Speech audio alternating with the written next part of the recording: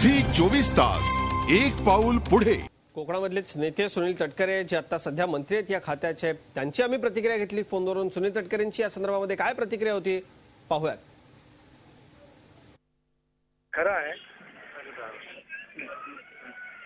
हे वस्तुस्थिती खरी आहे। कोकणामध्ये आज 200-250 इंच पर्जन्यमान पडतं आणि पश्चिम घाटातून पडणारं पाणी प्रचंड वेगाने अरबी समुद्राला जाऊन मिळतं। त्याच्यामुळे जलतज्ञांनी मांडलेली भूमिका ही निश्चितपणे खरी आहे की छोटे छोटे जर का आपण बंधारे बांधले तर त्याचा उपयोग भूगर्भातले पाणी साठा किंवा भूगर्भातली पाण्याची पातळी वाढण्यावर सुद्धा निश्चितपणे होईल। पाणलोट क्षेत्राचा विकास कार्यक्रम सुद्धा आम्ही खूप मोठ्या प्रमाणावरती या सगळ्या परिसरामध्ये राबवण्याचा त्या निमित्ताने प्रयत्न केलेला आहे आणि ज्या माध्यमातून पाण्याचा साठा वाढणं आणि विशेष करून छोट्या छोट्या बंधाऱ्यांच्या माध्यमातून होणारा उपयोग हा शेतकऱ्यांना सुद्धा उपयुक्त ठरू शकतो, फळबागांना सुद्धा काही प्रमाणामध्ये उपयुक्त ठरू शकतो। आमच्याकडच्या वाढत्या नागरिकांना सुद्धा या साऱ्या गोष्टीचा उपयुक्तता खूप मोठ्या प्रमाणावरती आहे।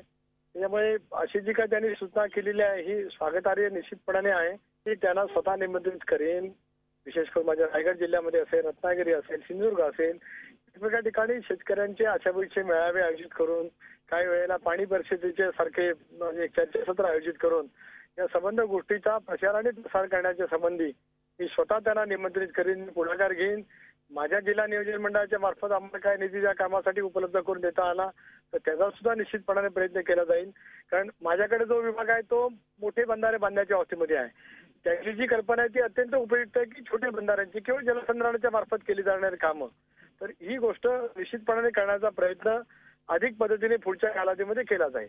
मला झी 24 तास आभार मानले पाहिजेत की आशाभुईच्या नैसर्गिक आपत्तीच्या वेळेला आशाभुईच्या चर्चासत्राच्या माध्यमातून असं पुन्हाही कधी प्रसंग येऊ नये याची उपाययोजना करण्याचं जे काय आपण करतात त्याच्याबद्दल आपले सुद्धा खास करून या निमित्ताने मी अभिनंदन करतो।